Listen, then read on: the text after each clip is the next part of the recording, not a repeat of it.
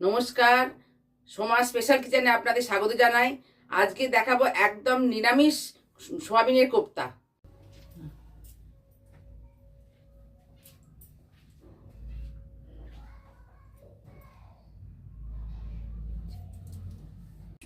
সোয়াবিনটাকে আমি সেদ্ধ করে আর একদম ম্যাশ করে রেখে দিয়েছি, মানে একদম মিক্সিতে।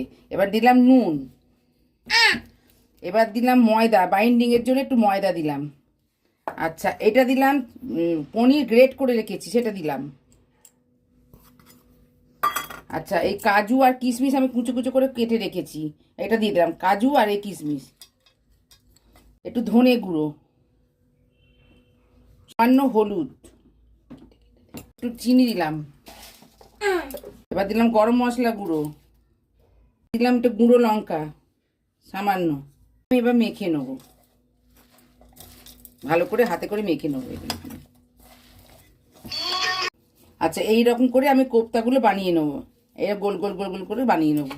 সব কোপ্তাগুলো আমি এইভাবে বানিয়ে নেবো। আচ্ছা, এইটা কাজুটা এই কিশমিশটা আমি বেটে নেবো, আর এই আদাটা বেটে নেবো।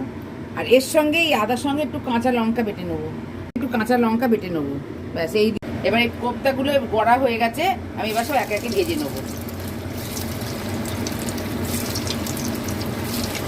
আচ্ছা, এগুলো ভাজা হয়ে গেছে, আমি তুলে নিচ্ছি।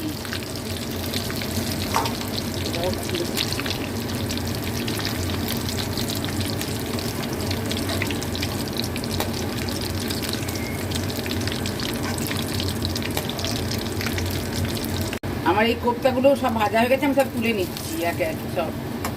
এবার আমি এতে এই যে তেজপাতা, শুকনো লঙ্কা, আর এই গোটা গরম মশলা, আর এই জিরেটা ফোড়ন দেবো। জিরেটা ফোড়ন দিলাম। এতে আমি আদা, কাঁচা লঙ্কা, ধনে, জিরে আর গুঁড়ো লঙ্কা সব একসঙ্গে আমি, আর কাজু কিশমিশ একসঙ্গে বেটে নিয়েছি, দিয়ে এটা দিয়ে দিলাম। দিচ্ছে একটু কাশ্মীরি লঙ্কার গুঁড়ো দিয়ে দিলাম, চিনি,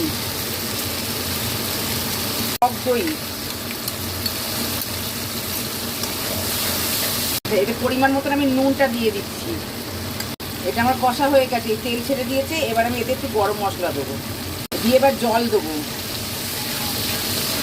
জল দিয়ে ফুটে গেলে এটা আমার হয়ে গেছে, ঢেলে দেবো। আজকের মতন এই পর্যন্ত। আপনারা লাইক সাবস্ক্রাইব করবেন। নমস্কার।